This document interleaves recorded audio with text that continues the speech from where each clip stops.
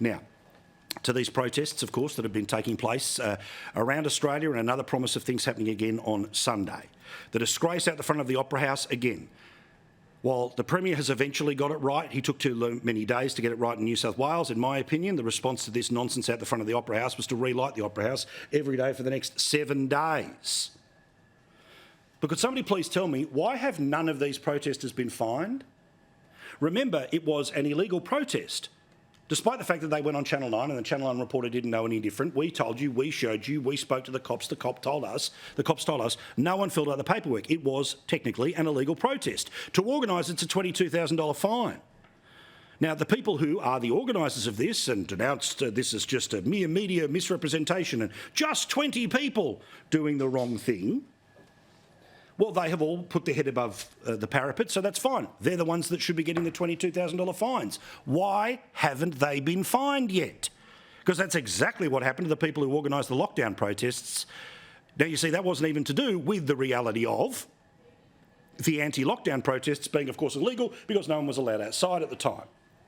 But the organisers were fined $22,000.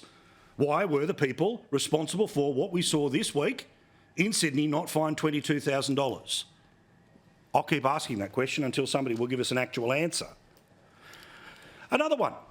Obviously, the plan is for this thing to happen again and happen again on Sunday. The result is there's going to be a need for police to turn up to make sure that A, they can control the crowd, and B, whatever might be a counter-protest, because that's the way things work these days, will of course require police response. Well, of course, when people like Nigel Farage come to Australia, and they book a hall and they give a speech, because a dozen or so people plan to counter-protest and therefore disrupt, guess what happens? The people who run those events, like the Nigel Farage speech, as he showed in this man cave a few months ago, send you a bill for the police that would be required to secure the event that you are planning to have. And he filled out the paperwork. So again, will anyone be getting a bill between now and Sunday for the police response for the event that'll be taking place on Monday? Or what about a reverse bill for the policing that clearly did not work but still was there in attendance on Monday at the Town Hall or Monday at the Sydney Opera House? If not, why not? Now, I know the Commissioner's unavailable right now. The Acting Commissioner apparently doesn't do interviews, but the Assistant Commissioner, well, he's the one who's said, among other things, this of recent days. We can't stop 1,000 people meeting in one spot. It depends on their behaviour once they get there. If that becomes an unauthorised protest, we'll take action. So because the plan is for the protest to still go ahead, and remember these in my view are not pro-Palestine but they are pro-Hamas, because very obviously the reasons they are taken to the streets is not about Israel's response but is of course about the events that took place in southern Israel by Hamas. Now, anyone who understands the situation properly knows that there's a difference between the Palestinian cause, Palestinian people, and the terror group that is Hamas. But in my view, what happened on Monday, what may well be happening on Sunday, while it'll be dressed up as something else, in my view, it ends up being an endorsement of Hamas. And the good, decent Palestinian people amongst us, well, they certainly know the difference. And I would hope that they're not going to get involved, but we'll see what happens on Sunday. But guess how many cops they're going to be sending there on Sunday to the previously illegal protest? Remember, you need 7 days to get one approved. It's not 7 days since the last one. 1,000 police. So will the bill be being sent, like it was to Nigel Farage, to the people organising this protest on Sunday, along with the bill for the $22,000 for having an illegal protest? Why not? If anyone gets a chance to ask a senior member of the police force or the police minister or the Premier, could somebody ask, please?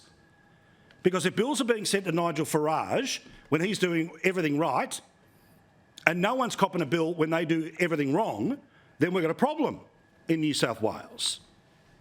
Meantime, what was going to be a march is now just going to be a gathering of people in Hyde Park so they can get as many people in there as possible, but no plans to march at this moment in time. Presumably that means that it becomes less antagonistic than what we've seen over the past couple of days. I won't bore you with all the obvious here, but they're going to turn around here and say that it's the media taking everything out of context. We're going to talk to John Howard a bit later in the show tonight about The Voice and about so much more, but also about the lack of moral clarity as to people that are born in this country who decided to take to the streets at a time when their fellow Australians were mourning the people that were dying as a result of a terrorist group. John Howard, a bit later in the show. I can't answer that. It's really for the people who've been morally ambiguous to answer that question. I was in Washington on the 11th of September 2001, and I immediately made the government's position known, and to his great credit, Kim Beazley, as leader of the opposition Labor Party, came out very strongly saying the same thing.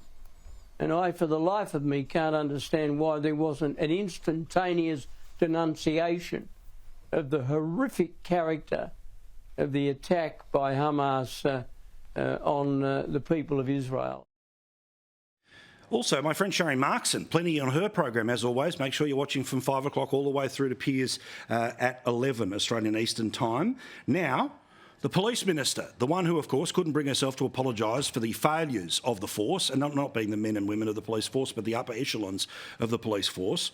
Well, she's got plenty to answer for at the moment, including this question that was asked of her today by the opposition, because apparently she was not all that enthused about the lighting up at all of the Opera House and thought that the problem was the Jewish people's reaction as opposed to the pro-Hamas rally.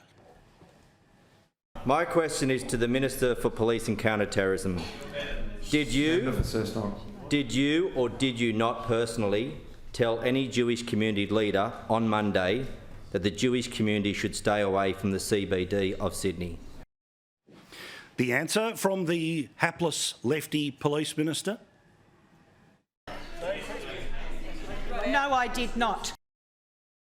No, of course, nothing to see here. There's plenty to see here. Watch as we speak.